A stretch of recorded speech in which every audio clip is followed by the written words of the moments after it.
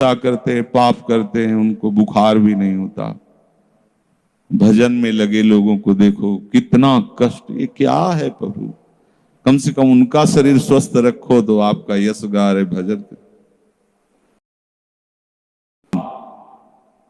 सर्वज्ञता से भरा हुआ है, तुम अल्पज्ञ हो, तुम वर्तमान की बात सोच रहे हो।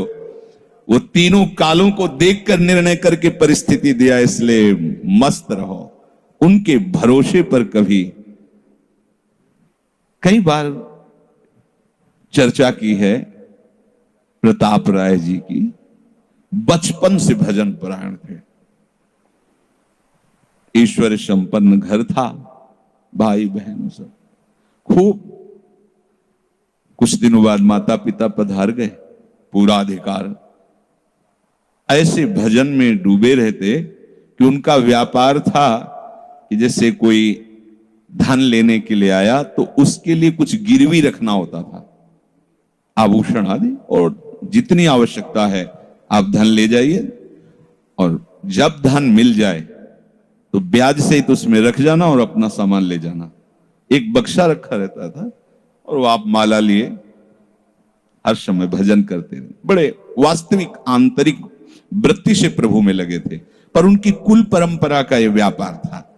जैसे सदन जी की कुल परंपरा, तो कुछ गृहस्थ ऐसे महापुरुष जो अपने, भगवान भी कहते पर धर्मो भयावहा सुधर्मो निधनो श्रेया पर धर्मो, वो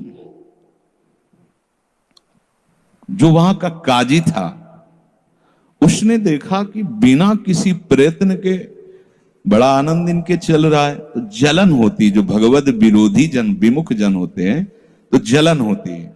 इसको दूसरे रूप में हम कह सकते हैं कि प्रभु अब उनके भजन का फल देना चाहते थे।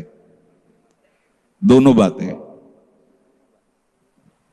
परिणाम जान गए हैं इसलिए हम कह रहे हैं प्रभु उनके भजन का फल देना चाहते थे, और वो वर्तमान से देखो तो वो द्रोही थे, भगवत द्रोही जन।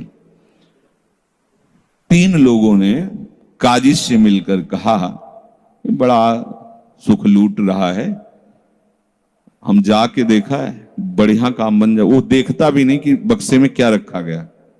ठीक, तो कुछ कंकड़ ऐसे झोली में, पहले थैली टाइप की झोली होती, गए, प्रणाम किया और कहा हमें 10,000 रुपए की आवश्यकता है, यहां लिखो दस्तखत, तारीख, दिन, और चेक भी नहीं करे। वो इतने विश्वास परायण भक्त थे, अभी तक ऐसा कुछ हुआ भी नहीं था। 10,000 रुपए दे। थोड़ी देर में दूसरा आ गया,